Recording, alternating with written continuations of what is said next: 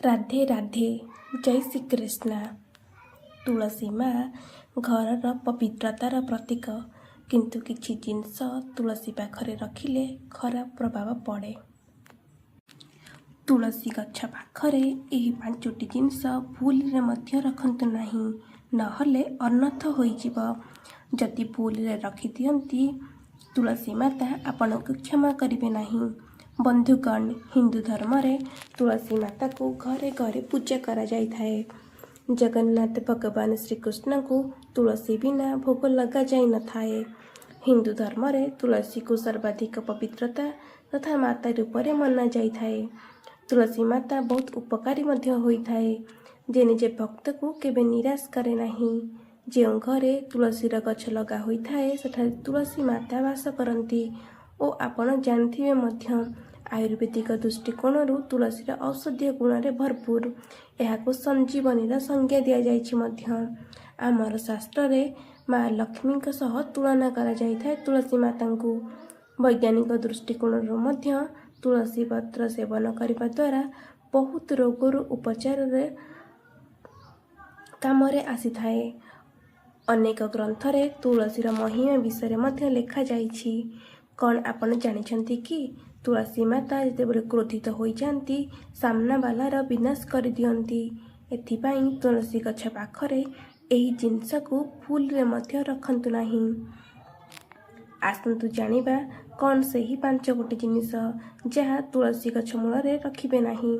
Number 1, तुलसी गछ आसपास कपड़ा सुखेबे नाही। जो घरे तुलसी गछर आखपाखरे कपड़ा सुखा जाय थाए सही घरे सकारात्मक ऊर्जार आनी घटे। एमिति कि तुलसी माता क्रोधित हो जाय पारंती ओ आपणक घरु चली जाती।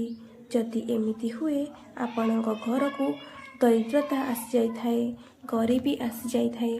एथिपाई कपड़ा को तुलसी मूलर आखपाखरे सुखांतु नाही।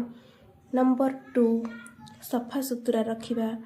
सफा सुतुरा न रखिबे जदि आपण तुलसी गछ चारिपाख, तेबे आपणकर धनर हानि होई थाए। एमिति भी तुलसी गछ सुखी जाई पारे जदि आपण ताहार ध्यान न रखंती। ओ जदि तुलसी गछ सुखी जाई थाए ओ आपणक घरे तुलसी माता सबु दिन पाई चली जाती। एथिपाई तुलसी गछ को आखपाख सफा सुतरा रखिबा सह तुलसीर मध्य जत्न नेबा आवश्यक। नंबर 3, भगवान गणेश। जदि आपणक घरे तुलसी गछ अछि, केबे भी भगवान गणेश को तुलसी गछ मूल रे रखी पूजा करंतु नाही। यह रखिबा द्वारा घरे तांडव होई पारे, लड़ाई झगड़ा होई पारे। एमिति कि कौनसी बड़ दुर्घटना आपणक घरे होई पारे। एथिपाई भगवान गणेश को तुलसी मूल रे रखिबे नाही। नंबर 4, जोता और चपल। जदि आपण निज जोता और चपल को सजाड़ी की न रखी तुलसी गछ मूल रे एपट सेपट कर फोपाड़ी दे चली जाती, ताहा घोर अनर्थ होई पारे। जदि आपण भूल रे भी तुलसी गछ मूल रे रखि देछंती आपणकर जोता और चपल तुरंत बाहर कर दियंतु, अन्यथा किछि भी होई पारे। यदि भूल रे एमिति होइछि तेबे तुरंत क्षमा प्रार्थना कर दियंतु, नहले तुलसी माता सह धन देवी माता लक्ष्मी मध्य आपणक घर चली जिबे। नंबर 5, शिवलिंग को रखिबा। एभली अनर्थ भूल रे भी करंतु नाही। जदि आपण भूल रे शिवलिंग को तुलसी मूल रे रखि देबे तेबे घरे तांडव होई पारे। आपण को बिना दोष रे कोर्ट कचेरी को दौड़िबा को पड़ी पारे।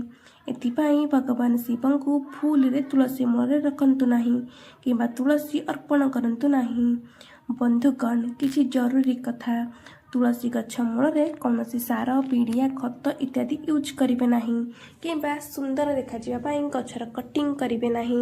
यदि आपण कटिंग करिबा को चाहुछंती निज हाथ रे शुद्ध होई गाधोई की शुद्ध वस्त्र धारण करी हाथर नख साहाय्य चिंडाइबे।